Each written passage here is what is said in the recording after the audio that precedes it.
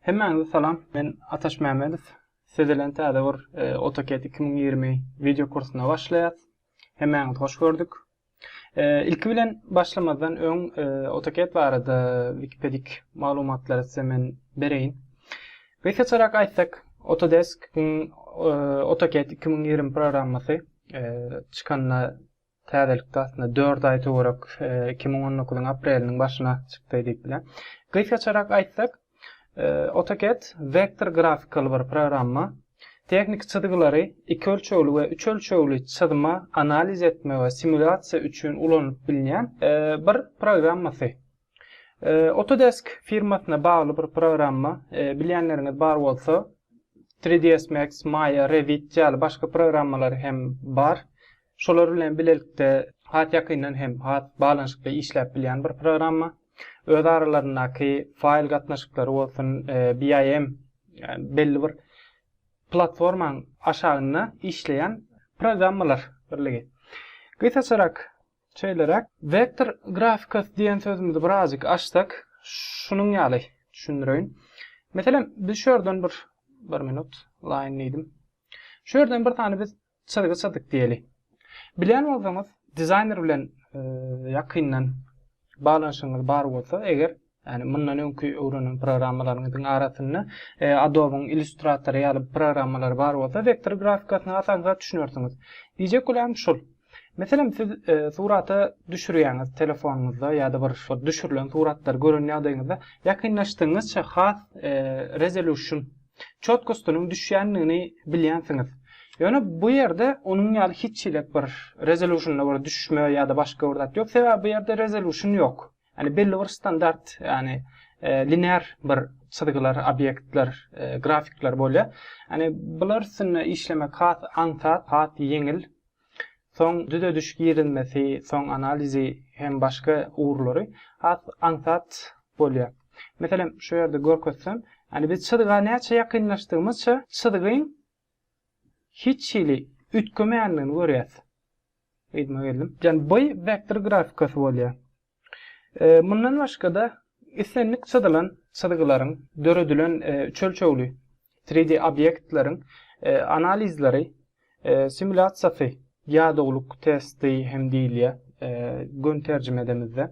Yani bu hili testlere, simulasiýalara has ansatlyk bilen geçirip bolýar, obyektlerimiz çyzan modelleriň üstünde. Başka da AutoCAD'in her yıl belli bir mevsimleyin her yıl täze bir versiýasy çykýar. Ýöne gorkmaňyza gerek ýok. 2020-nji ýyl 2020 versiýasy 2019-njy ýylyň apreline çykan versiýasy kän bir beýleklerden tapawutly däl. Belli bir wagtdan soň, meselem aýdan 2014-nji ýyldan bäri kän bir dizaynlarda, kän bir menularda, toolbarlarda hiç bir ütköşme yok. Esasen ütköşme nämelerde bolýar? Käbir ikonlar ütkep bilýär. Meselem hemme programmalarda bolşýaly, AutoCAD'de dark mode geldi, garanky mod, gözüňizi has ady adatýan bir mod diýensiz. Başga da has çalt halat etme bolýar türkmençesi, saveleme, yani sahranyt etme tirlikleri artdy.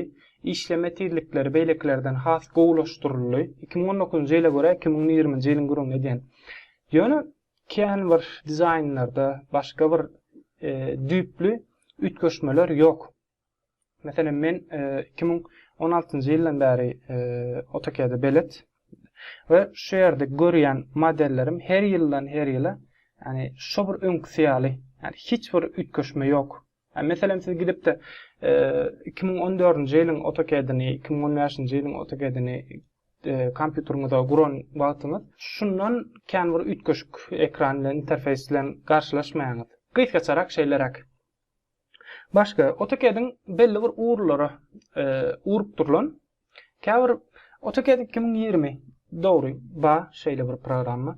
Ýöne AutoCAD 2020 hem käbir iş uğurlaryna, käbir kategoriýalara has ansat uygunlaşdyrylan bölümleri var. Meselem AutoCAD 2020 electrical var, mechanical var, architecture var, şolar ýaly belli uğurlary var. Meselem esasen näme doğruluğunu aýtsam, arhitektorlara göre, guruluş injenerlerine, sivil elektrik injenerlerine, mekaniklere önümçülüğü, productivity ve turbo injenerçiligi diýip soňky döwürde alatynda belli urwatdan bäri baý ýöne känbir bilinýän uğurlardan biri däl, piping engineering diýe Nevzat Budownyň dünýä gadanlaran bir uğurlaryndan biri.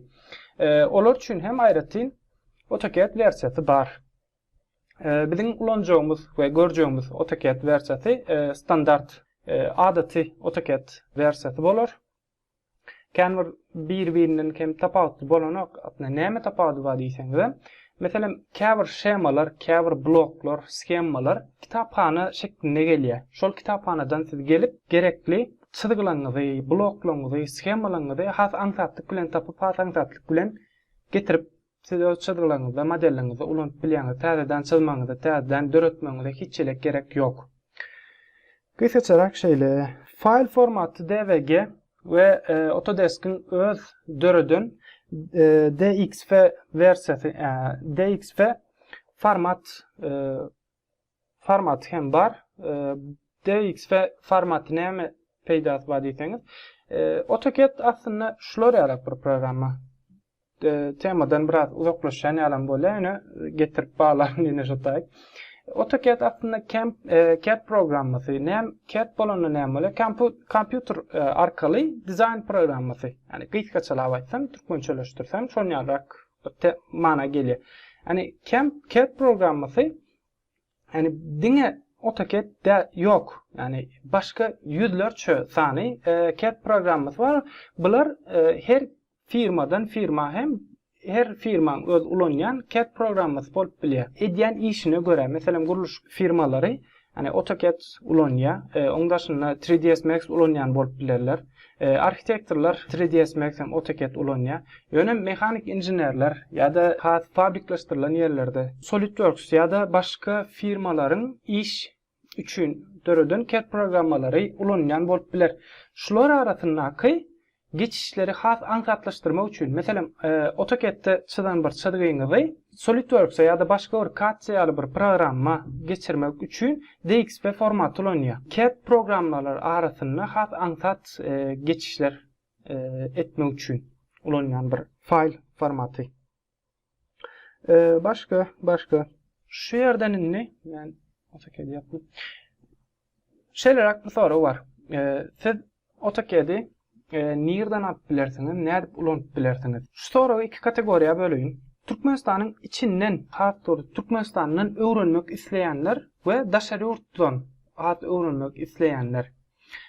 Arasyndaky tapawut näme göre aýryan? Yani Türkmenistanyň hem daşary ýurtdaky internet tiýliklerine göre, internetiň bolup bolmaýyşyna göre aýryan.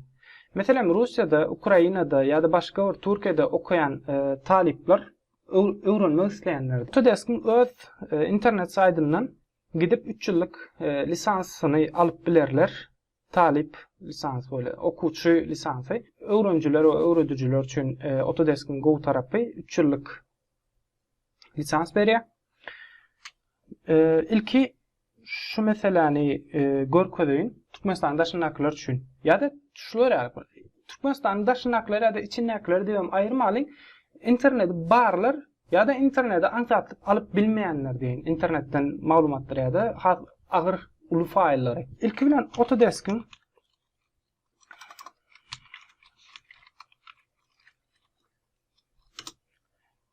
Google'dan gözledim. İlkinci çıkan neticelerden Autodesk 3D Design girdim. Şu yerden menü bölümünden Student and Educators öwrenjiler we öwredüjiler üçin 3 ýyllyk lisans programmasyndan Start Now diýdim. Gelenimde ora käbir Autodesk'in başga programmalaryndan gurrun açsam 3ds Max arhitektorlar aýtmaly, guruluş injenerleri aslında yani 3D modellama uğruna işleyen esenlik bir kategoriya bolup biler. Yani ulanyp bilerler. Meselem sunwat işgärleri diýenmiz, döredici kişiler, Mesela karakter designerları bar.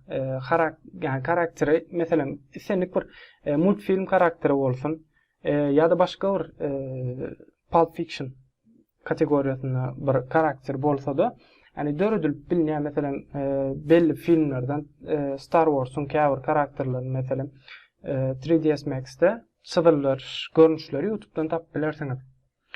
AutoCAD ya bu bizim öğrenmek isteyenlerimiz yeterlik derecede üstüne durup gürleşiyor.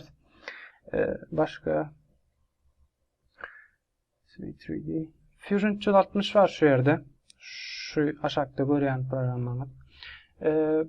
Bu da aslında 3ds Max'in bir başka çarak görünüşü. Has önümçülüğü urup durulan bir programma. Has soňky döwür belli bolan 3D printerler üçin gerekli G-kodlary öndürmek üçin has ansatyp bilen işleyen programma diýip bilen. Eger öz eliňizde 3D printeriňiz bar bolsa, SolidWorks'tan has Fusion 360 bilen çyzyp taýýarlan modellerinizi has ansatlyk bilen 3D printerlere uradyp has şalt netije alyp bilersiňiz. Başka Maya edil şonun ýaly bilinen programmalardan Nastran var belli. Revit var. Türkmenistandan deňeşdirsem has ArchiCAD bilen bolsaňyz ArchiCAD programmasyna gatmeňdeş bir programma. İşleýiş sistemasy käbir spesifikasiýasy, käbir aýrytynlykları bilen saýlany. Gelim AutoCAD diýdim. Şu yerde size Autodesk hasaby gerek bolýar. Şu Autodesk hasabyňyz eger bar bolsa Sign in bölümünden giriş yapıp bilýäňiz. Eger ýok bolsa I need an account diýip şu yerden create account'a basyp özüňize hasap edip bilersiňiz. Şu yerden mesela diýdim. Student diýdim. Öýde ýaşaňyzy ýazyp soň next'e basaňyzdan soň geljek ekrandan belli bir uniwersitet saýlamaly bolýaňyz. Uniwersitet isleýişiňize görä isleýän uniwersitetiniňi saýlap bilersiňiz. Bularken aňsatlyk kontrol edilen zatlar däl, has aňsat döredip bolýan hasaplar. Hasaňyzy aňsatlyk bilen döredip bilersiňiz. Men hatda da bir hasap açmamy gerek ýok. Öz mail adresiňizi we paroluňyzy ýazaňyzdan soň şu ýere sign in bölümüne geçersiňiz. Şu ýerden men öz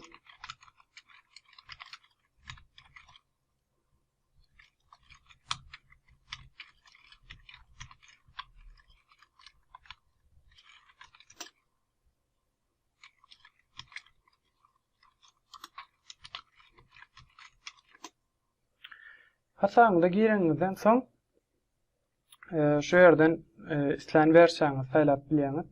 AutoCAD'de şulara ýaly bir fakt bardy.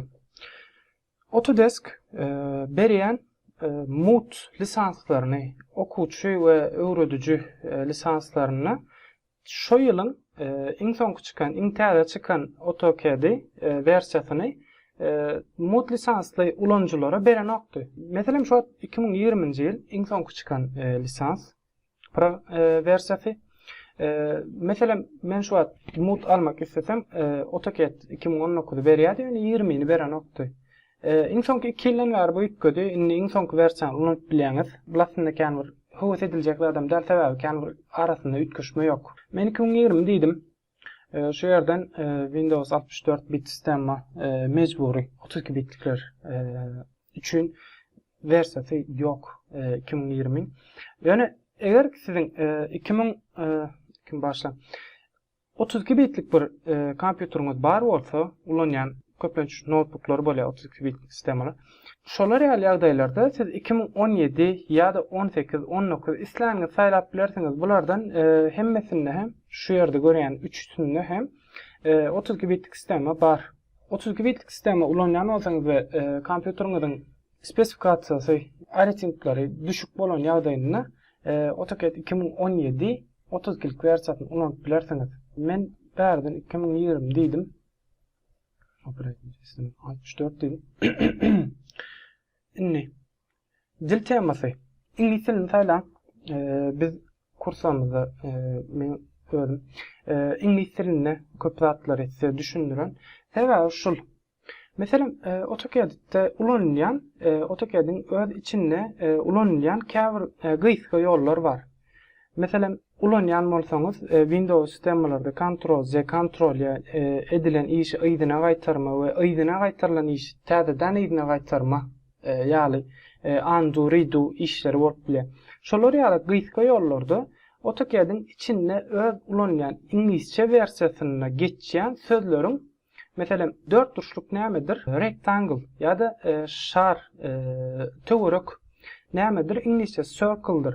Şo circle sözüniň birinji we ikinji söz harflaryny ýazyp, siz şol gysga ýollara has ansatlyk bilen ulanyp bilýäňiz. We ýene bir sebäbi, siz başga bir program öwrenmek isteseňiz, programmadan soň, AutoCAD'dan soň Fusion 360 öwrenmek isteseňiz, Illustrator, Photoshop ýa-da SolidWorks ýaly programmalary öwrenmek isteseňiz, şo ýerdäki hem gysga ýollar meňdeş İngilizce bilen, İngilizce versiýasyny bilen ýagdaýyňyzda şu programmaları has ansatlyk bilen geçip bilýäňiz. Size şekiller, adlar hemme zat has tanış gelen üçin, has tanış geler şoň üçin siz has ansatlyk bilen öwrenip bilersiňiz. Şu ýerden gelýär, install now diýdim. Accept diýdim, install diýdim. Şu ýerden ýüklen Autodesk Install Manager programı. Şu yerde görýän programyňyz. İki ýerek klikledim. Run diýdim.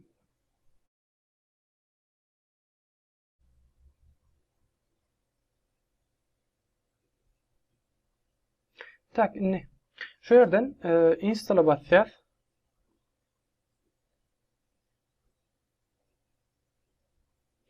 Ve şular ýalyrak ekran geler.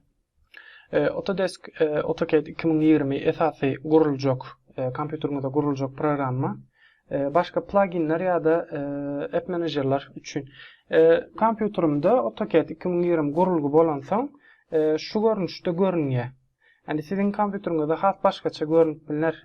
Başgaça bolan ýagdaýynda şu ýerden ütkürtüp, yani şu şekle getirip bilersiňiz ýa-da hiç degmänen bilersiňiz, bular ekän bir kompýuteriňizde agram salýan bir spesifikasiýalar däl. AutoCAD Manager belki kullanır. Pluginler ise gerek yok. Tak yaptım. Path'ini ütkötmenize gerek yok. Özü iň dogry path'i Windows'a tapýa. Indi şu ýerde install'a basaňyzdan soň 3 GB töwereklik bir maglumaty, faýllary AutoCAD'in özü ýükläp başlar. İnternetiňiziň hem kompýuteriňiziň tezligine göre 5 minut, yarım saatlyk bir wagt arasyna ütkep biler. Türkmenistanda bolsaňyz has uzak wagtlara alyp biler. Tezligine göre. Gurulundan soň we şu ekranyny, gurulýan ekrany men şu wagt görkezip bilemek, sebäbi men kompýuterimde AutoCAD 2020 şeýle de gurulgy. Şu grada görünjek ýazgylara, sanlara kan insermen. Olar azalyp ýa-da köpelip biler. Olaryň görkezýän zady aslında başga bir zat. Install'a basaňyzdan soň we yükleme, gurulma guturandan soň size bir ekran geler. Şu grasyny launch ýazan aşaky sağ grasyny launch ýazan bir ekran geler. Hemme gurulma we yükleme iş butonundan soň. Şo launch'a basaňyzdan soň size AutoCAD programmasy açylar. AutoCAD programmasy açylandan soň size şeýlerak bir ekran geler. Şu görnüşli. Siz şu ýerden sign in'e basyp ýanky Autodesk hasabyny döredöňizdäki ulanan maglumatlaryňyzy şu Autodesk'in açylyş penceresine ýazýaňyz.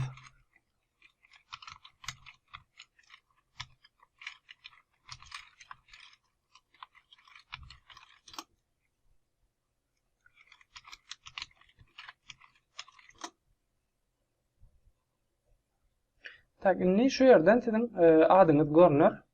Sign-in kamplardan. Doğru. Şeylerak. Inni biz üçün AutoCAD 2020 ulanşa taýýar. Häzirlikçe şeylerak. Inni Türkmenistanyň içinde bolup da interneti ýok bolanlar ýa-da internetden ulan bilmeýänler. Olar üçin şulara ýalyrak bir maslahatym bar. Käbir şäher merkezlerine, bazar ýerlerine belli bir programmalary ýükläp berýän, gurup berýän kişiler ýa-da dükanlar bolup biler. Şolara gidin, bahalaryny görüň. Eger ki çenden aşa, çakdan aşa gymmat bahal diýilýän bolsa, sebäbi men bir dostumyň aýdyşyna görä, has ummatsız bahalar sorulýar. Edil şonuň ýaly AutoCAD programmasyny kurs merkezlerinde hem has gymmat bahalary öwredilýär diýip men bilýän. Sebäbi bir kurs merkezine gidip men hut özüm soradym. Diýen bahalary az, ýani köp däl, ýani gaty azam däl. Artyk maçykdaýy men şahsy pikirim gerek dälmi diýjek bolýan. Siz video kurslardan has ansatlyk bilen öwrenip bilersiňiz. Sebäbi isläň wagtyňyz, isläň ýeriňizde ýadyňyza düşmedik ýerini täzeden görüp bilýäňiz. Eger isteseňiz başga programmalar ýa-da başga bir meselelerde çykyp biljek islenlik meseleleri men özüme sorap bilersiňiz. Şonuň ýaly Türkmenistanyň içinde bolup da programmany tapmakda ýa-da kompýuterini gurdurmakda kösenenleriniz bar bolsa, menden göni habarlaşyp bilersiňiz. Eger başga uğurlar bilen hem size programmany getirjek bolarsyň. Inni videolary video kursu has dogrusu nähilrak görüp bilersiňiz, nädip görüp bilersiňiz zat ansat özüňiz üçin. Şular ýaly bir zat bar. Eger ki internetiň ýene Türkmenistanda bolup da internet bolmadyklar üçin aýtjanmyny. YouTube'dan paylaşar biz ähli videolarymyzy. Meselem belli bir internetli ýerde bolan ýagdaýyňyzda ýa-da Türkmenistanda internet kafe giden ýagdaýyňyzda siz YouTube'dan ansatlyk bilen biziň videolarymyzy özüňize ýükläp alyp bilersiňiz. Ondan soň siz isläň ýeriňizde, isläň şekliňizde ulanyp bilersiňiz. Gyýsa soram şeýle bir mysal getireýin. Senlik bir videony YouTube'da açaňyzdan soň YouTube'un linkinaky Y harpynyň öňüne 2 sany S harpy goýup Enter'a basyň. Ondan soň çykşak ekrandan siz şu indir size has başgarak çykdylar, ýazygylar ýa-da başga görnüşler bolup biler. Indire basyp siz ýükläp alyp bilersiňiz. Şu yerden isteseňiz internetiňiň tezligi düşük bolan ýagdaýynda çotkastyny hilini saglap bilersiňiz. 360 ýa-da 720. Şonuň ýaly ýygyderligi okuwy dowam etdirip bilersiňiz. Ýa-da yapdym.